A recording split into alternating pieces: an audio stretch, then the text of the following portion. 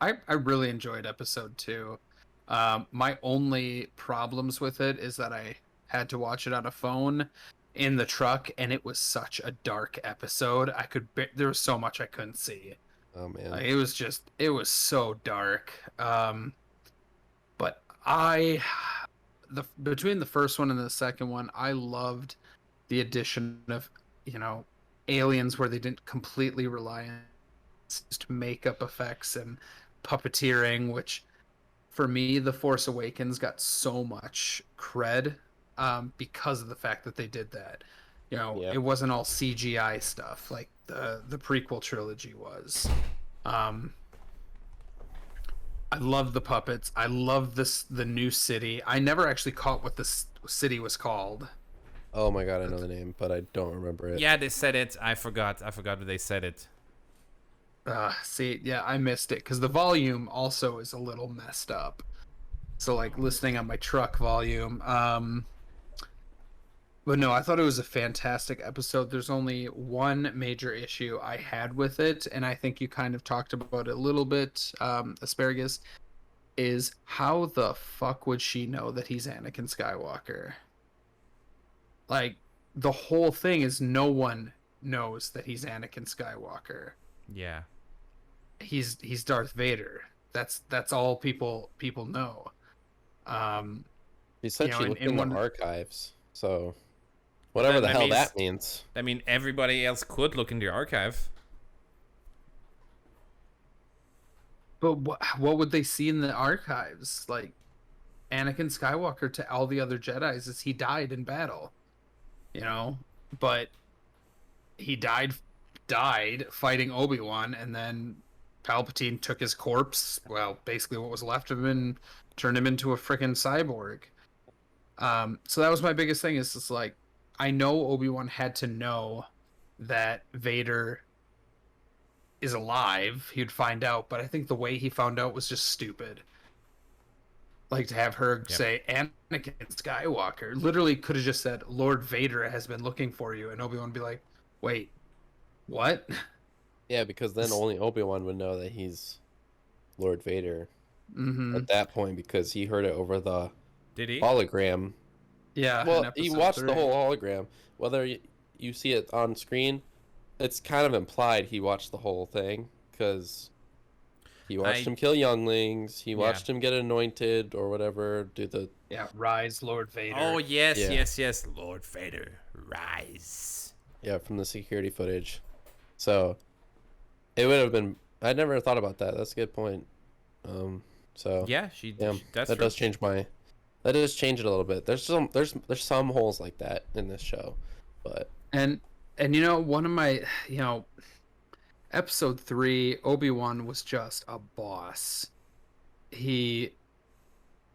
What was it that Anakin said? He's as strong in the Force as Yoda and as good of a fighter as Master Windu. And like, but to see him after 10 years of basically being cut off from the Force, just living as a hermit, like, he does, like, he's not as muscular as he was, and he hasn't been practicing fighting, so like, he's running. It's just like he's just trying to survive and finish these missions, and he's even struggling going up against just normal humans and stuff. right. So I think it's brilliant storytelling, because Revenge of the Sith, Obi-Wan could have walked through all of these Sith Inquisitors without even trying. But 10 years of just eating desert whale and shit, yeah. Dayu. Ellie's telling us the planet is called Dayu. Orbin is a city. How do you feel about Obi-Wan using a blaster, and more than once? He was being a bit uncivilized. Well, that's what he's accustomed to now. Yeah. He can't just go around using a lightsaber, so that was good. And I like how he had to use the Force, but still this whole time uses his lightsaber, or I meant his blaster, until he literally needs to use his lightsaber.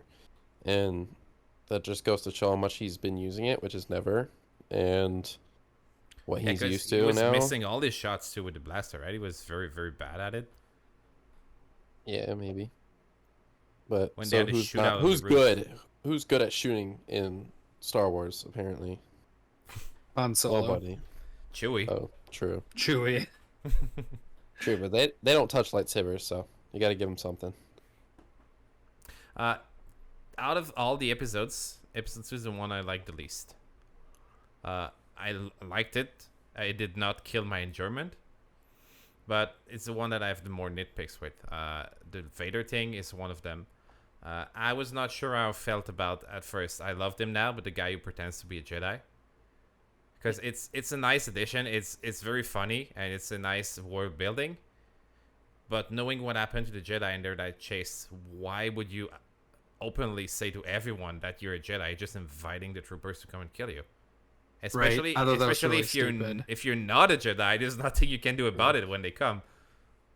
That's true. I get the scam. That was cool. I like the scam part, Yeah. but I don't understand why he's just like, hey, kill me, basically. So, yeah, I thought that was weird too. But it didn't ruin it for me, I guess. It was good enough, and I like that actor.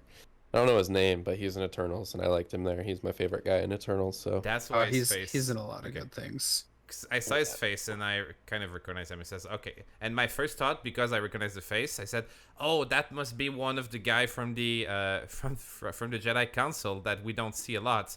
Because his face popped out and then I said, no, not at all. Yeah, no, I was actually really afraid that they were going to make him some Jedi that Obi-Wan runs into and gets help from, which is what he is, wink, wink. But Yeah. I'm really glad what they did with him. Because when I saw the trailers and you see him like in robes and peeking around the corner, like he's stressed out. I'm like, really? Like, I don't want if you're gonna give me a Jedi, give me one that I've seen before somehow. I'd rather take that. Speaking of which, mentioning a Jedi Yeah. that still exists, Quinlan Voss. Yes. Yeah. But Yeah. I think I think that's we're gonna episode see 3. him. Yeah, it's episode 3, but I think We've got to see him. Oh shit, it was episode 3. My bad. That's What fine. the hell, man? You're spoiling sorry. it. I watched 2 and 3 together, so they just melt Oh. together. Yeah, see? Like us with 1 and 2. Elish says, Yeah. Aja, rest in peace. Wait, did he die? The fake Jedi? No, he died just in the gets like, yeah, he's not killed on screen at least. He get mind I don't think he died. wiped by Riva at the end, but I don't think she killed him. Yeah, I think she did like the Kylo Ren thing.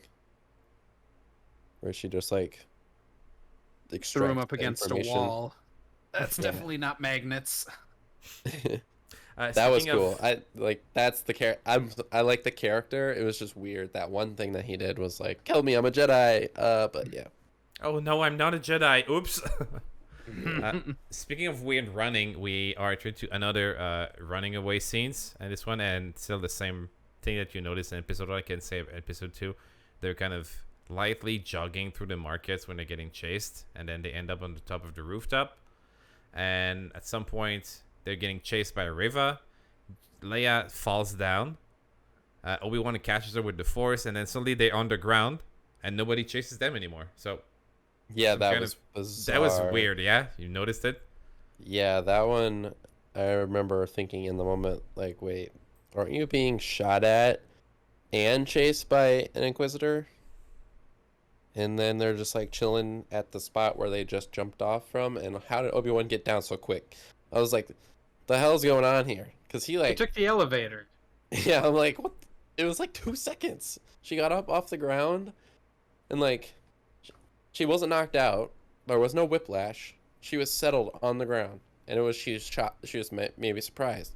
And as long as the time it took her to sit up is how long it took Obi-Wan to get down from a damn building. Maybe Force jumped. That's not the issue for me. It's just that after that, all the tension, the stress music is gone. There's no rush, and they're just talking banter like they escaped everyone, but all the guys are just although they can just see him. Reva can jump down as well, use the Force. We've Right. seen that she's very, very good at parkour. Parkour seems to be her thing. Yeah, but I think they also answered it a little bit because yeah, she was running towards him, but then I think she like was in a different spot, something, and then they kept it going. So it was weird, but I was like, okay, whatever.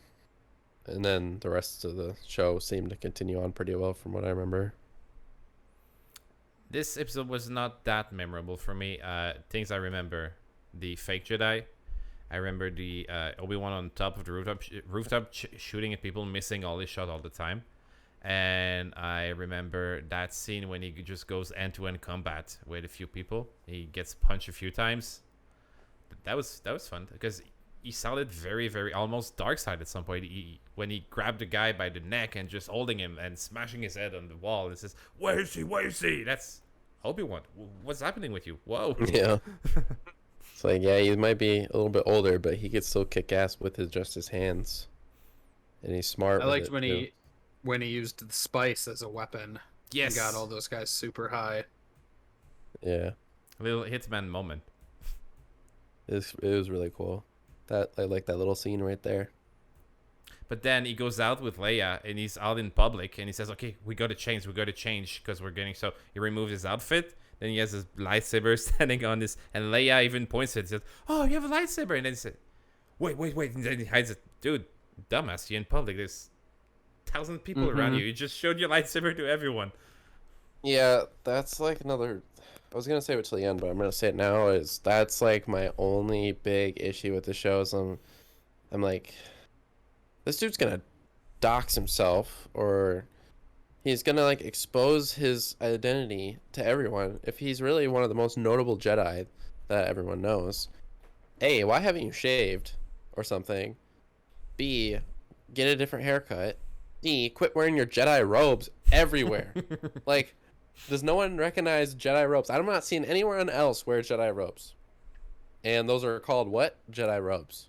So why, for disguise, he just changes his shirt that's also the same color and texture of shirt. It's just a different way of wearing it or a different design, and he keeps the Jedi robe as disguise. I'm like, get a hoodie, like a different hood, a different color, maybe even change it up, man. Like, what? It doesn't make much sense. It makes sense for the the fans, Ben Kenobi, or for the fans, because that's what we want to see. We want to see Obi-Wan in his outfit with his beard and his haircut. Right? Yeah. Okay, the hair and everything fine, but the outfit, like, it's Jedi robes. I get it with the Alec Guinness character; he's wearing Jedi robes still, so maybe that's why they did it, and they didn't want to get rid of it. But maybe like, okay, but the question is then, are these Jedi robes in official? Agathon might know the lore a bit more. Are they like an official Jedi suit, or is just a way to imply that Jedi wear like very common clothes and they're not pompous and they try really much to blend in and they wear clothes that everyone? Because if you watch Tatooine at sometimes and every time, most people on Tatooine at some points, what they wear is very similar to the Jedi robes. It seems to be more like a commoner, normal thing that everyone will wear. Or was it an official Jedi attire? Am I wrong on this one, or? Again, I'm not sure if what I'm remembering is from canon or legends at this point, but a lot of it was having them similar to monks. They're wearing simple clothing, free flowing so they can move easier, sort of thing. But yes, to make them look like everybody else, like they're not above anyone else. Like, well, some people are wearing full suits to Senate meetings. A Jedi's still gonna just wear his Jedi robe.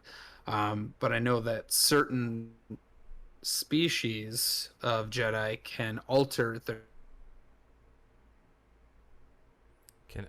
volume to 0. We're gonna come back to you, Agathon. Don't worry about it. it was like a movie where it's like, the only thing you need to do to defeat the boss is.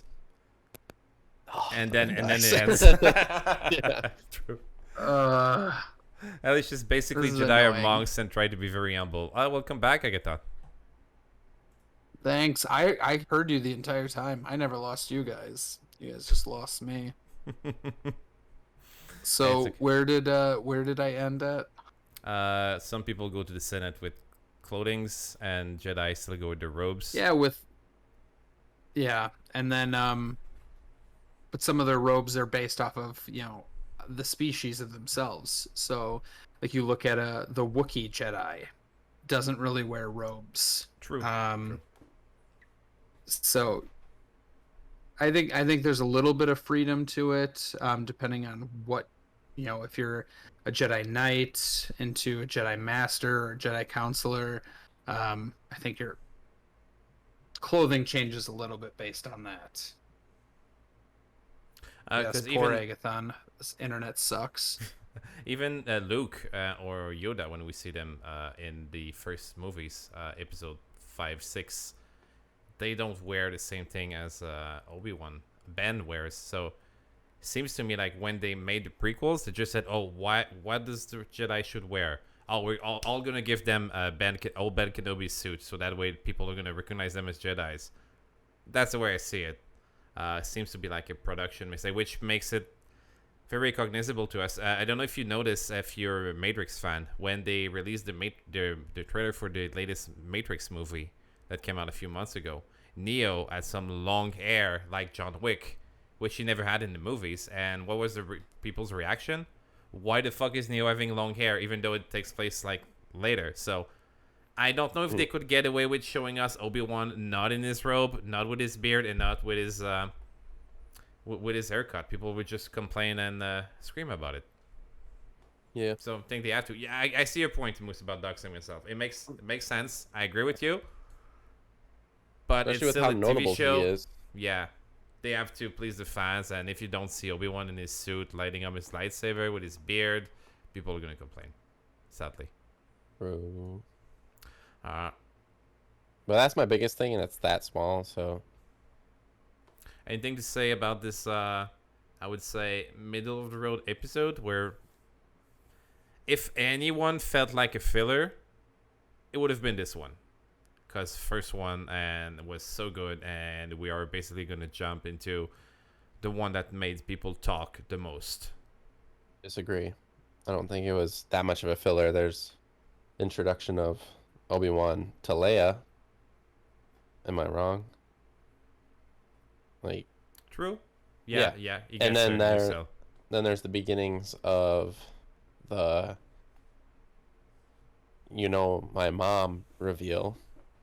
There's beginnings of that. There's hints at that.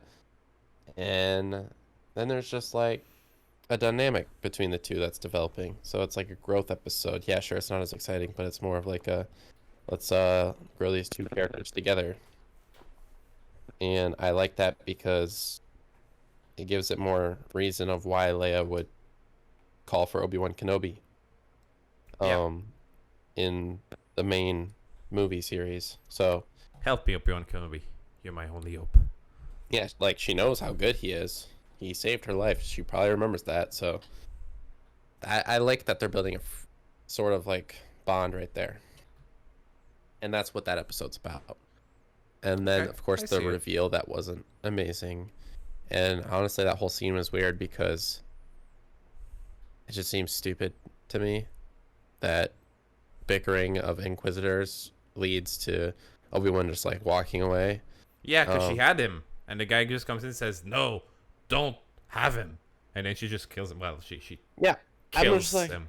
He's not dead. It's like, why can't you all just like use use a lot of your energy and just move the boxes out of the way and start fighting him or something? You know what I mean? Like, so